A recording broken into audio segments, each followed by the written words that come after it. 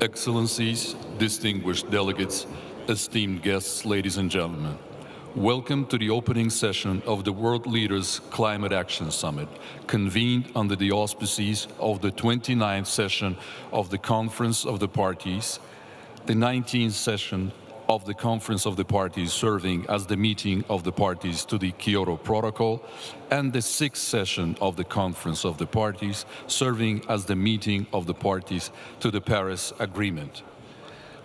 It is both an honor and a privilege to invite His Excellency Mr. Ilham Aliyev, President of the Republic of Azerbaijan, to deliver his welcoming remarks.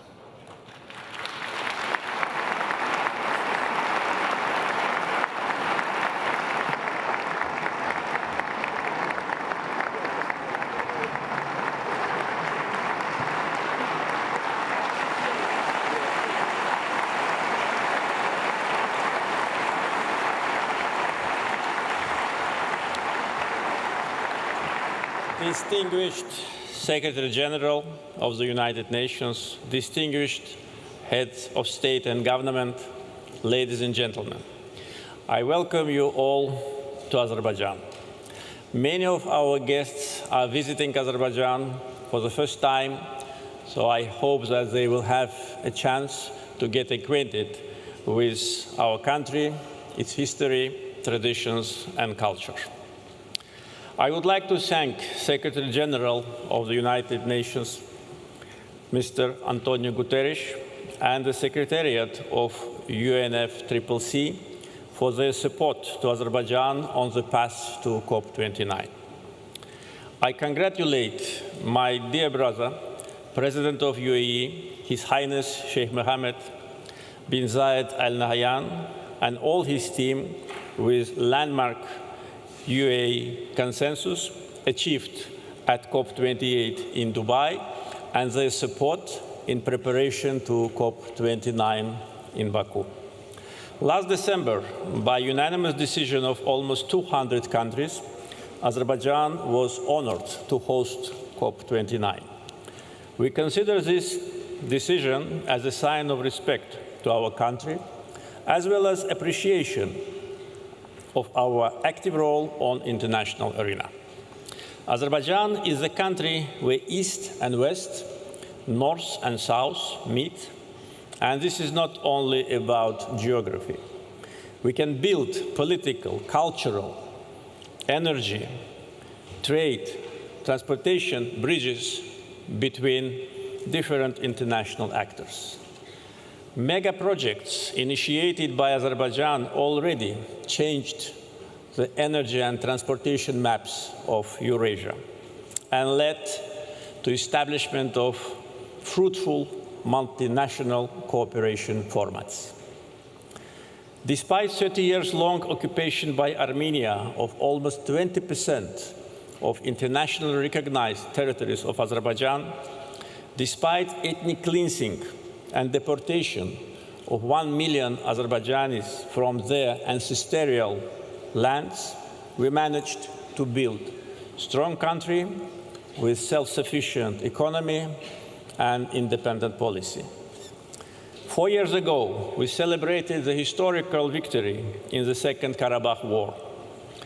A year ago, we fully restored our sovereignty in accordance with UN Charter, international law, UN Security Council resolutions, which remained on paper for 30 years. We implemented these resolutions ourselves, restored international law, justice, and put an end to Armenian occupation.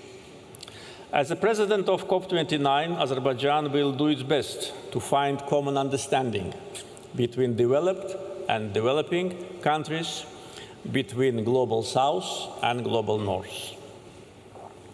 For 4 years, by unanimous decision of 120 countries, Azerbaijan successfully chaired the non-aligned movement, the second after United Nations International Institution. Azerbaijan is also an active member of Organization of Islamic Cooperation, which unites almost 60 countries. With 10 members of the European Union, Azerbaijan signed agreements and adopted declarations on strategic partnership. So all this allows us to think that we may be very helpful and useful in building bridges between different important actors on the issue of climate change. Azerbaijan is an active supporter of multilateralism. At the same time, we play an active role in intercultural dialogue. Together with United Nations Alliance of Civilizations, every second year we organize in Baku Intercultural Dialogue Forum. Multiculturalism is our state policy and at the same time is our lifestyle. People of Azerbaijan, regardless of their ethnic or religious identity, live in peace and harmony as one family. Now I would like to say a couple of words about Azerbaijan's green agenda. Our technical potential for renewable energy is estimated at 135 gigawatt onshore and 157 gigawatt offshore. Last year, Masdar from UAE inaugurated the biggest in our region solar power plant of 230 megawatts. Aqua Power from Saudi Arabia is now at the moment constructing a wind power station of potential of 240 megawatts. During COP29, agreement will be signed with BP from UK to build 240 megawatts solar power station in the district of Jabrail, which was liberated from Armenian occupation 4 years ago. And this project will provide decarbonization of one of the biggest oil and gas terminals in the world, the Sangachal terminal. By 2030, we plan to build solar, wind, and hydro power stations of approximately 6 gigawatts. But this is not all our plans. 10 gigawatts renewable energy projects, contracts and MOUs have been signed. And also we look at the export markets and work actively with our partners in order to implement another important energy security project, the Black Sea Caspian energy cable. This will allow us to export green energy to Europe, and the technical potential of this cable, and by the way, feasibility study is going to be ready very soon, is close to 4 gigawatts, But again, this is only the beginning. Our green agenda also covers different regions of Azerbaijan. So Nakhchivan, Karabakh, and Eastern Zangezur regions of Azerbaijan are declared as green energy zones. And this is about a quarter of our territory. Now, a couple of words I'd like to say about another segment of energy security, which is oil and gas. I understand that this topic is not very popular at climate change conference, but without that, my comments would not be complete.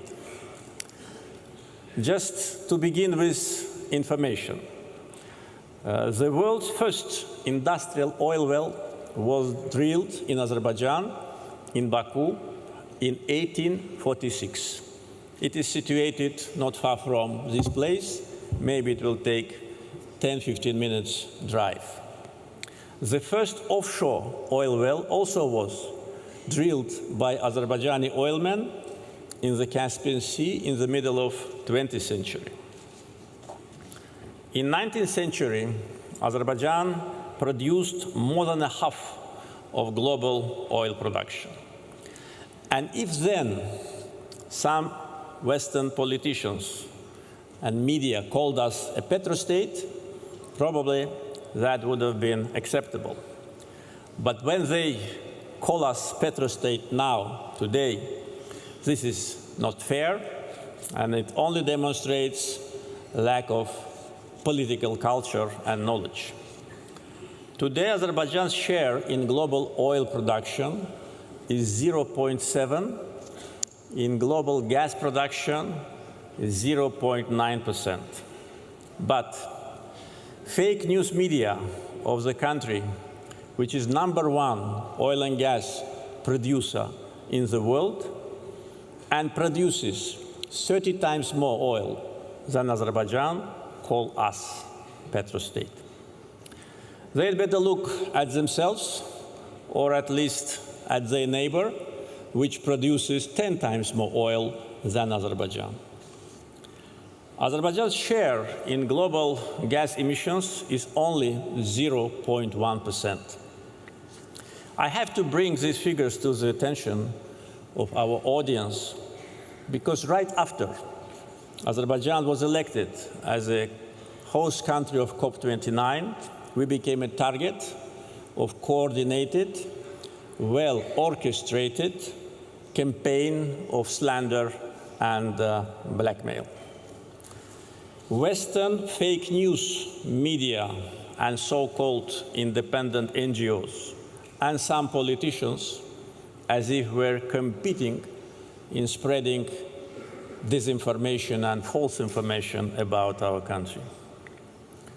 To accuse us that we have oil is the same like to accuse us that we have more than 250 sunny days a year in Baku.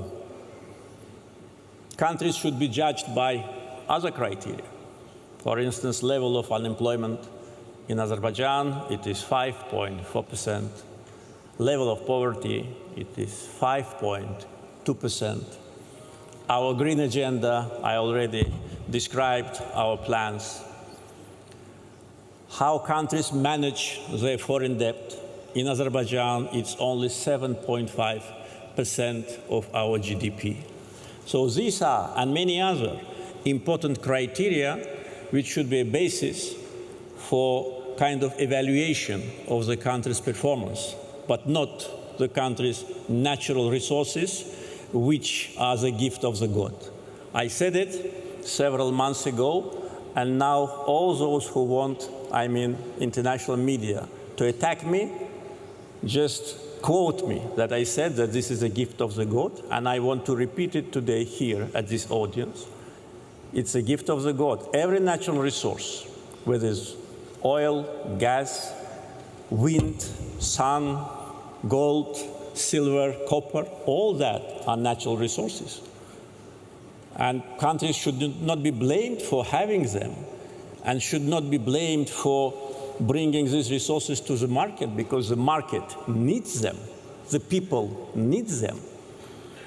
So this is my message, and as a president of COP29, of course, we will be a strong advocate for green transition, and we're doing it, but at the same time, we must be realistic.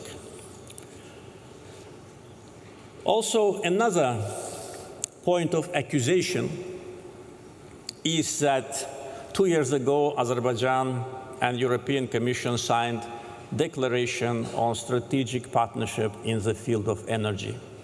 But it was not our idea. It was a proposal of European Commission. The President of European Commission came to Baku 2 years ago to sign this document with us because they needed our gas due to the change geopolitical situation. And they asked us to help. And we said, okay, we always are ready to help if our help is needed. And we said, okay, we will help Europe with their energy security. And when we signed this declaration 2 years ago, the number of the countries which were receiving our gas, I mean European countries, was equal to 2. So now it's 8 countries. 8 out of 10 countries which have access to Azerbaijani gas are Europeans. And European Commission also asked us to double gas supply to Europe by 2027, and this is reflected in the declaration which was signed by President of European Commission and myself 2 years ago in Baku. Unfortunately, double standards, a habit to lecture other countries, and political hypocrisy became kind of modus operandi for some politicians, state-controlled NGOs, and fake news media in some Western countries. And my last message is to those who for almost 1 year were advocating for boycott. They used all the tools in their possession to launch a campaign to boycott COP29 in Baku. And I have bad news for them. We have 72,000 registered participants from 196 countries.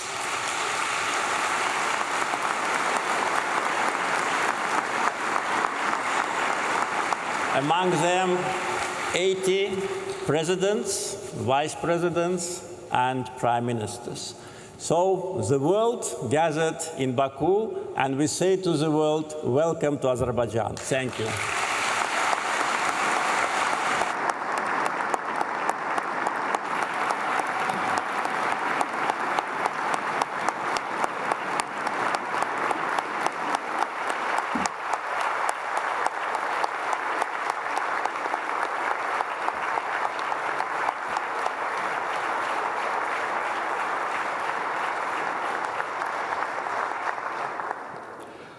Thank you, Mr. President.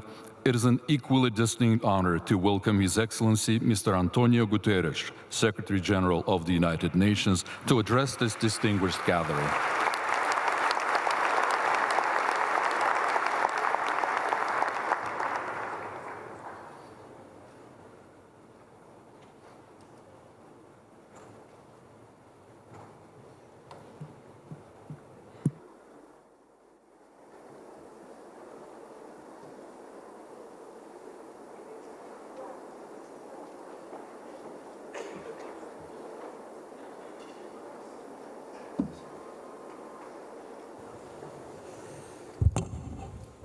President Aliyev, I thank you, the COP President Mukhtar Babayev, and the government of Azerbaijan for your welcome and hospitality. The Presidents can count on our full cooperation in your efforts to achieve the successful COP we all need. Excellencies and friends, the sound you hear is the ticking clock. We are in the final countdown to limit global temperature rise to 1.5 degrees Celsius. And time is not on our side. Exhibit A 2024, with the hottest day on record and the hottest months on record, this is almost certain to be the hottest year on record. And the masterclass in climate destruction. Families running for their lives before the next hurricane strikes. Biodiversity destroyed in sweltering seas. Workers and pilgrims collapsing in insufferable heat.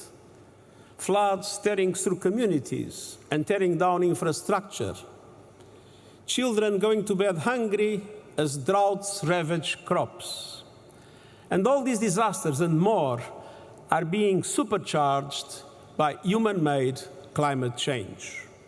And no country is spared. In our global economy, supply chain shocks raise costs everywhere. Decimated harvests push up food prices everywhere. Destroyed homes increase insurance premiums everywhere. And this is a story of avoidable injustice. The rich cause the problem, the poor pay the highest price. Oxfam finds the richest billionaires emit more carbon in an hour and a half than the average person does in a lifetime. Now, unless emissions plummet and adaptation soars, every economy will face far greater fury. But there is every reason to hope. Excellencies, at COP28, all you agreed to move away from fossil fuels, to accelerate net zero energy systems, setting milestones to get there, to boost climate adaptation, and to align the next round of economy-wide national climate action plans, or NDCs, with 1.5 degree limit. It's time to deliver. Humanity is behind you. A poll by the University of Oxford and the United Nations Development Programme finds that 80% of people around the world want more climate action. Scientists, activists, and young people are demanding change. They must be heard, not silenced.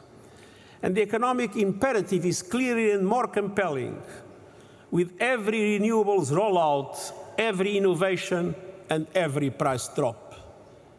Last year, and for the first time, the amount invested in grids and renewables overtook the amount spent on fossil fuels. And almost everywhere, solar and wind are the cheapest source of new electricity. So doubling down on fossil fuels is absurd. The clean energy revolution is here. No group, no business, and no government can stop it.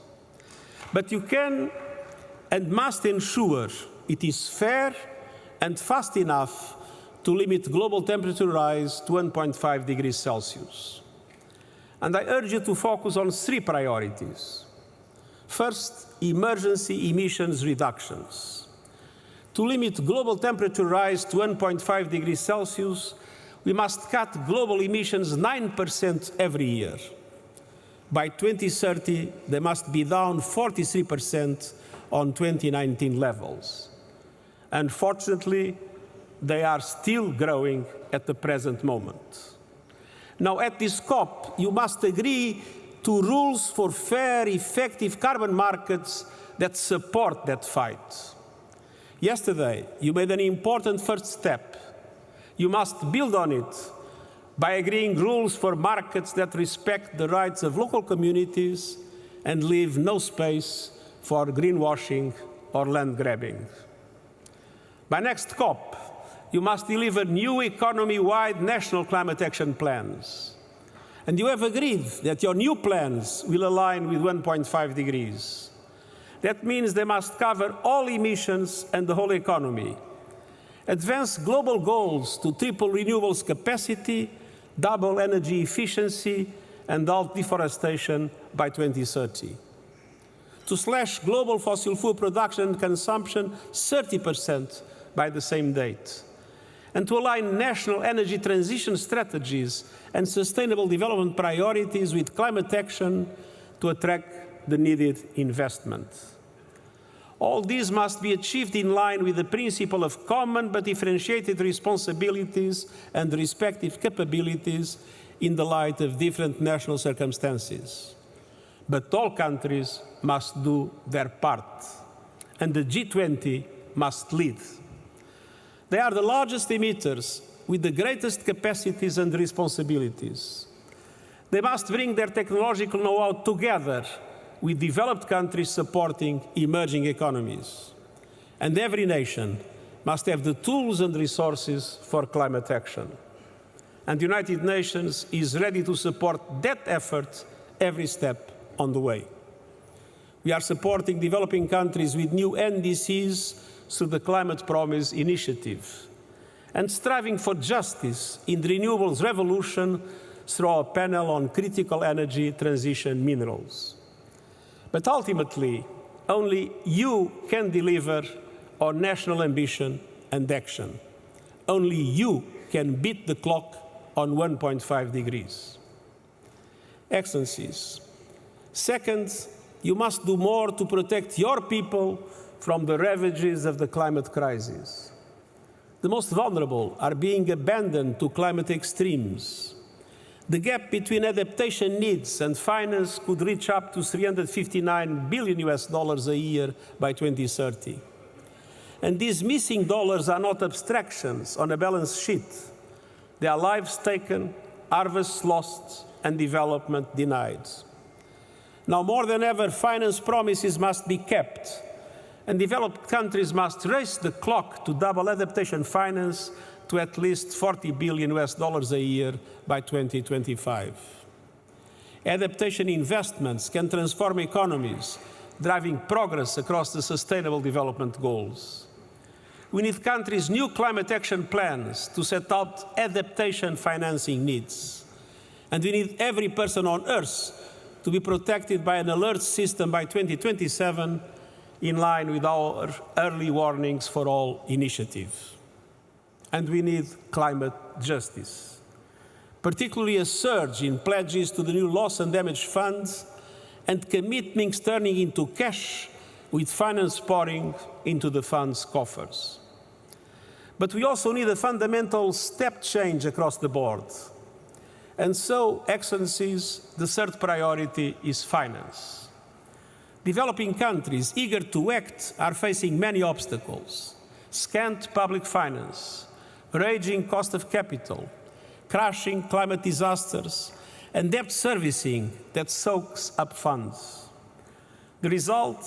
Adaptation denied and a tale of two transitions. Last year, developing and emerging markets outside China received just 15 cents per every dollar invested in clean energy globally. COP29 must tear down the walls of climate finance. Developing countries must not leave Baku empty-handed. A deal is a must, and I'm confident it will be reached. We need a new finance goal that meets the moment. And 5 elements are critical to success. First, a significant increase in concessional public finance. Second, a clear indication of how public finance will mobilize the trillions of dollars developing countries need. Third, tapping innovative sources, particularly levies on shipping, aviation, and fossil fuel extraction, based on the principle that polluters must pay. And fourth, a framework for greater accessibility, transparency, and accountability, giving developing countries confidence that the money will materialize. First, boosting lending capacity for bigger and bolder multilateral development banks. And I hope some good news will come.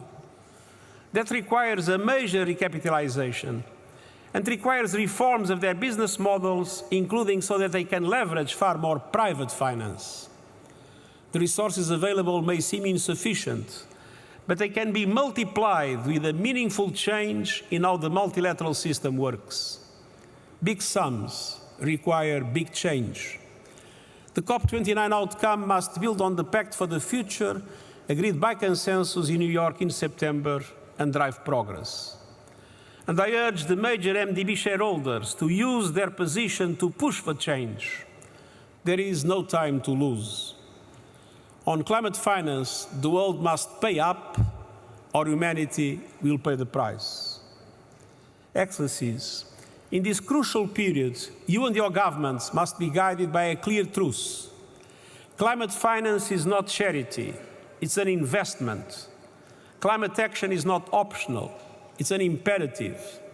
Both are indispensable to a livable world for all humanity and a prosperous future for every nation on earth. The clock is ticking.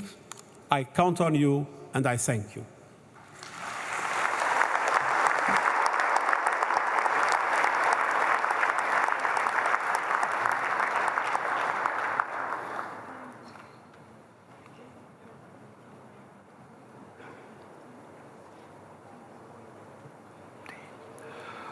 Thank you, Mr. Secretary General. It is a pleasure to invite Ms. Maimouna Mohd Sharif, Mayor of Kuala Lumpur and former Executive Director of the United Nations Human Settlements Program, to the podium to share her remarks.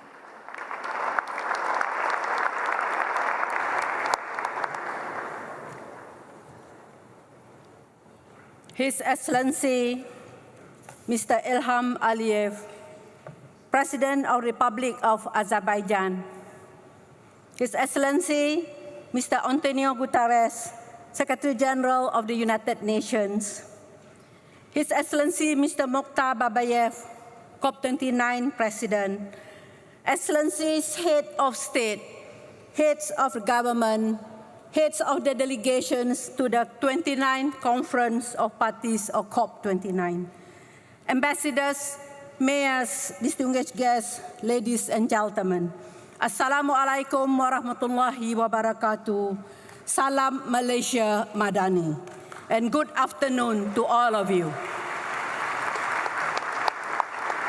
It is a great honor for me to address all of you from the front lines of the climate crisis, speaking for all the major local governments network, the 4 mayors and community leaders, and as a woman leaders from the grassroots community, and also as a grandmother myself. I'm very grateful for the opportunity given by COP and given by the President to convey the voices of the common people. Due to the climate change and the extreme weather events, all our life, especially those of us from the vulnerable communities, have now become a daily struggle. Yet I can say that with absolute confidence that the people we serve are looking to all of you to continue to deliver on their hopes for a better future. As a former Under-Secretary General and Executive Director of UN Habitat, I welcome and congratulate the COP29 presidency for the collaborative and far-sighted manner, forming a partnership with Dubai and Belém that ensures continuity in the deliberation and decision taken as each COP. I also thank the COP29 presidency for the continued commitment to host the ministerial meeting on urbanization and climate change that was introduced at Sharm el-Sheikh during COP27 and was expanded to strengthen multi-level climate action in Dubai at COP28. Distinguished delegates, having returned to my country in February this year and having been appointed as the First Lady Mayor of Kuala Lumpur, the capital city of Malaysia, I can testify to the reality that the challenges of the climate change is very real. from the longest heat wave ever recorded in my region to the biggest storm in living memory, Kuala Lumpur, like many cities all over the world, is facing ever greater challenges on a daily basis. The only way cities like Kuala Lumpur and developing world can continue to contribute to the climate goals is to have a consistent annual funding to enable us to preserve urban green spaces and conserve our forested areas as carbon sinks. If we keep innovating to ensure our cities are walkable and invest more in public transport, we can further reduce carbon emission and over-reliance on motor vehicles. To adapt to extreme climate events, I also advocate for more nature-based solutions, including expanding the Smart City concept and making urban centers into biodiversity hubs and create biodiverse cities. Different spelling, S-I-T-I-E-S instead of S-I-T-Y. By 2040, there will be an estimated 1.3 billion tons of plastic polluting the air, water, and food we eat. In fact, each of us now have microplastics in our bloodstream, vital organs, and as for this year, even in babies, in pregnant women. Despite these challenges, I consider ourselves among the luckiest cities and communities living in the region of the world that is relatively peaceful. Mr. President, I thank you for the courage that you have demonstrated in hosting COP29 in Baku, which can only happen because you have managed to convince your fellow leaders to give peace a chance. For without peace, there can be no sustainable development, just as without sustainable development, we cannot win the peace. I thank you for Azerbaijan's contribution to the sustainable urbanization as you rebuild your cities, guided by the new urban agenda and the sustainable development goals. As you know, the Azeri poet Nizami Ganjavi, in his wisdom and his poetic expression, said that, quote unquote, in the hour of adversity, be not without hope, for crystal rain falls from the black clouds. In adversity, we can find opportunities. Let us dig deep in ourselves to find the will to give peace a chance, to make peace with nature, and to make peace with ourselves. I humbly call upon all member states to strengthen multilateralism and strengthen the hand of multilateral organizations like the United Nations to ensure that we leave COP29 with more concrete actions, timelines, funding to save the planets of today's and future generations. Without collaboration and cooperation, without a whole of society approach, we cannot hope to survive into the next century. The Loss and Damage Fund and this COP29 is finance COP and enabling COP. Let us make sure that the available funds reaches the most needed. Excellencies, ladies and gentlemen, I also would like to thank the Nazami Ganjavi International Center for giving me a platform to continue flipping the script on urbanization. I'm very pleased to belong to the COP29 International Advisory Committee organized by the NGIC as a platform for the like-minded eminent leaders and scholars to share their experiences and innovative ideas with the COP29 presidency. I'm glad to say that it is also a gender parity platform, and we will continue to share our recommendation to ensure there is follow-up action during the 12th NGIC Global Baku Forum next year. As we begin our 2-week celebration, let me also urge all member states and all key stakeholders present here today, particularly the business sector, to work collaboratively and find ways to make immediate serious action so that we can have this planet a better place than when we inherited it. More importantly, we need to do it now. And as the Malaysian Minister of Environment said at COP16, planet, profit, and then planet, people, and then profit. Mr. President, distinguished delegates, once again, I thank you for this opportunity to sound the clarion call for stronger multi-level climate action. I have always said enough declaration. We want declared action with implementation. Let us take heed of the word Nizami Ganjavi again, speaking to us from the century past, that in our darkest hour, let solution rain down on us to allow us to find the will to live up to the commitments we have made to heal the planet for future generations. Together, let us give planet, people, peace and peace a chance. Together, we should and can fulfill the pact of the future. To all the head of states and to all leaders, please stop all wars, as no sustainable development without peace and no peace without sustainable development. And let us aspire to inspire before we expire. Thank you.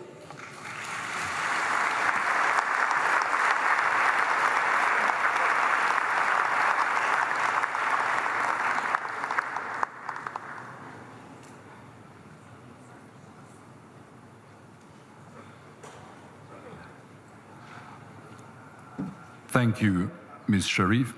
Ladies and gentlemen, NASA astronauts Sonny Williams and Nick Hague from the International Space Station shared a video message of gratitude for the COP29 event with special recognition of Azerbaijan's efforts.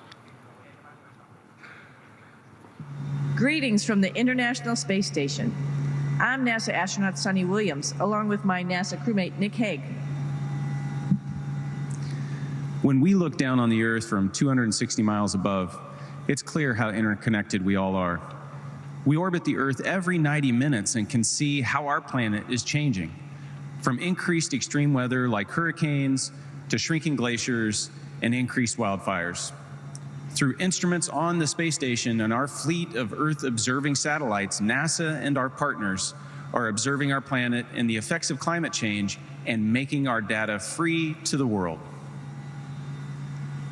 Our missions help gather information about rising seas, greenhouse gases in the atmosphere, global surface temperatures, the warming ocean, deforestation, and plant and animal life in a way that you can only see from space. It is vitally important that the world accelerates its efforts to address the climate crisis in this critical decade. On behalf of our international crew, thank you to Azerbaijan and everyone in COP29 for your efforts to protect the beauty, wonder, and diversity of our home planet.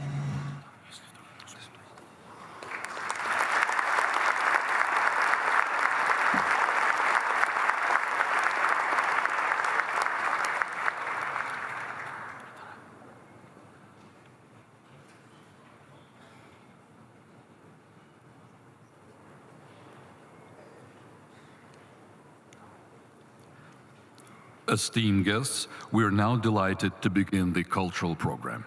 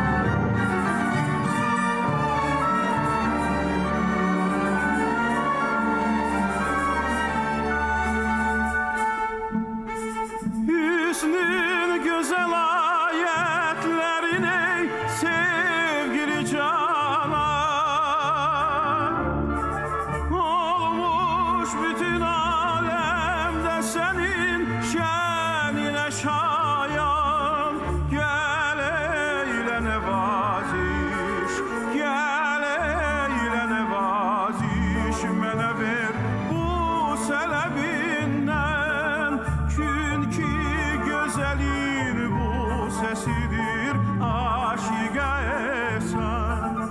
Çünkü güzelin bu sesidir aşığa esan.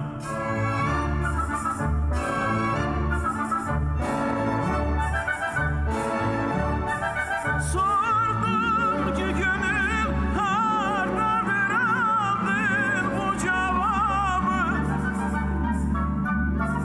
Hiç sorma tapılmaz, onu aklasa da insan. Rehm eyle dedim gel, rehm eyle dedim sen kimi göz yaşını töşdü. Gel kalbine oynama ey afeti devran. İnsafın eğer var, insafın eğer var ise söyle bu nizami senle şereftar eylesin ey mehitaba. Senle nece reftar eylesin ey mehitaba. Gel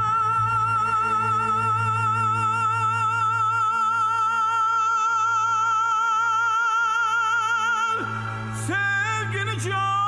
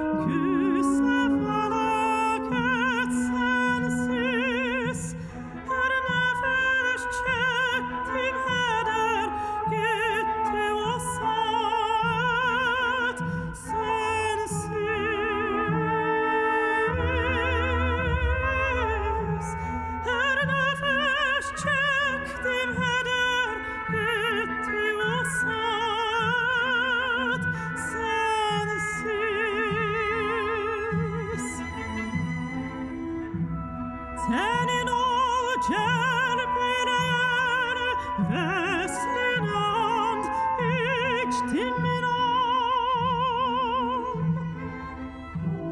Senin ol gelbilen veslinand içtiminan. Hicrine yandı canım, yok da takat sensin.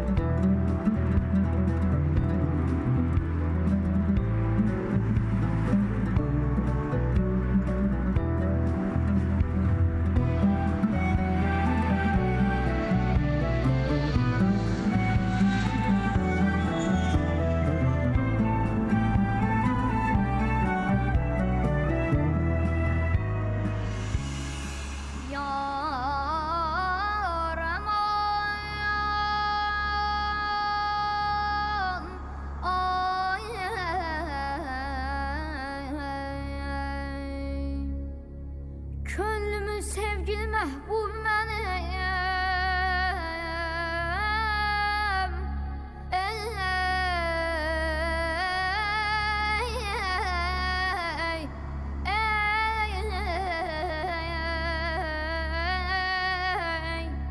Vətənimdir, vətənimdir, vətəney.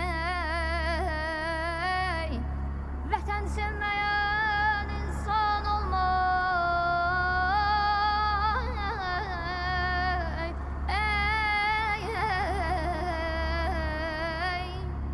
Vətəni sevməyən insan olmaz. Olsa ol şəxsdə vicdan olmayaz. Ay dadı be, dada yaman ey. Sən məni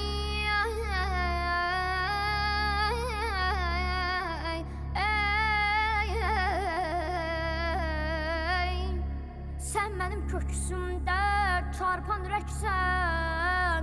Mən sənin köksündə kiçik bir zərrə. Mənə qanad verəyən,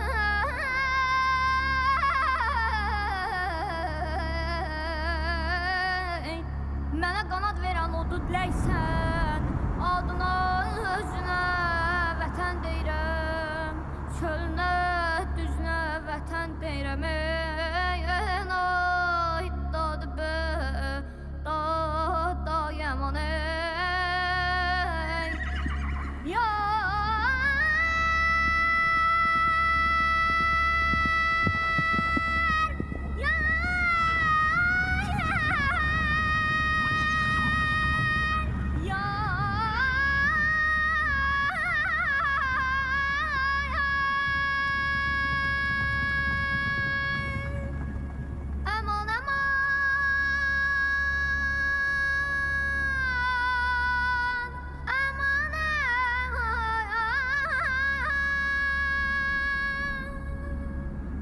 Aman aman, ay aman aman, yar. Aman aman, aman.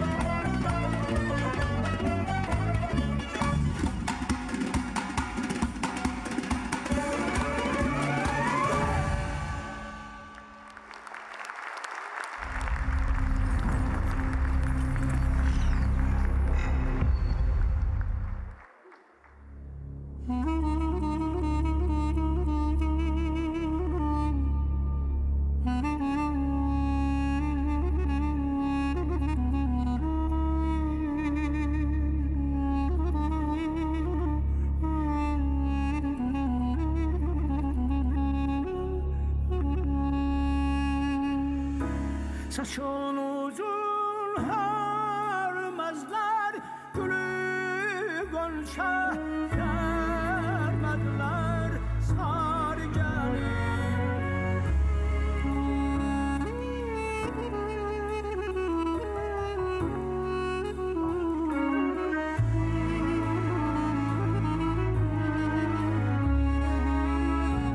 Bu sevdalar sevdadır, seni bana vermediler sarı gelin.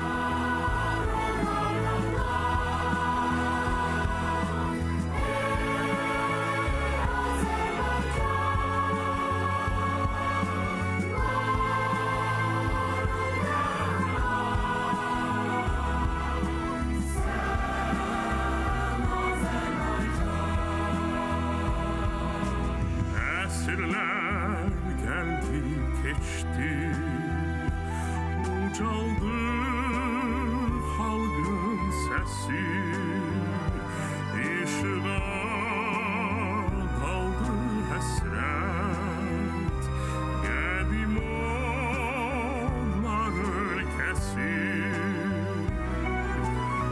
Obrana doldu bahar, ömrü gün nuru aktı,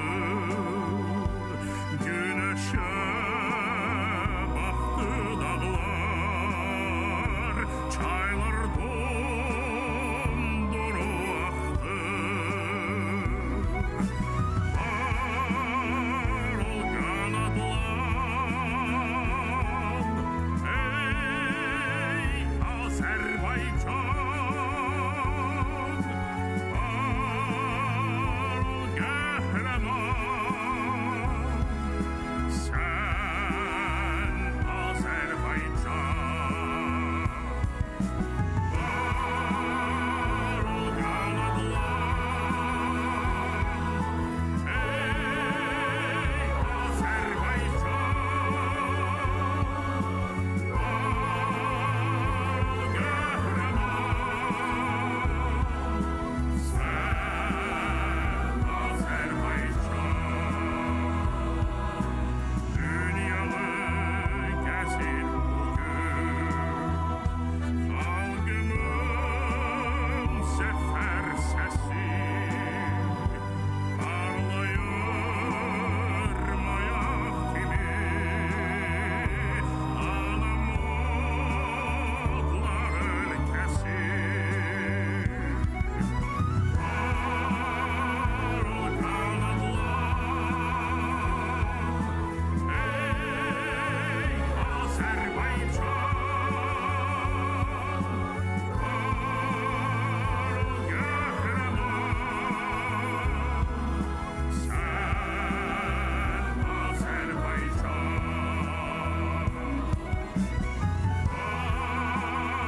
Var ol kanatlan,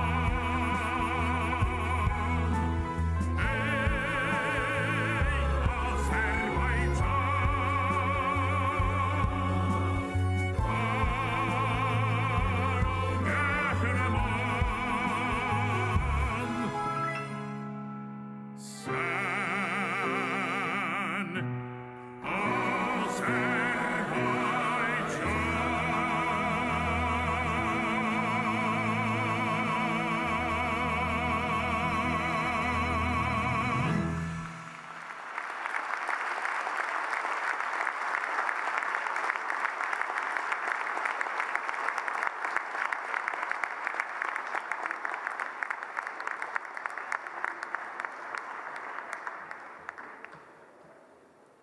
Ladies and gentlemen, this concludes the opening session. We would like to thank each of you for your presence and ask you to remain seated as we invite the heads of state and government to the VVIP lounge. Thank you.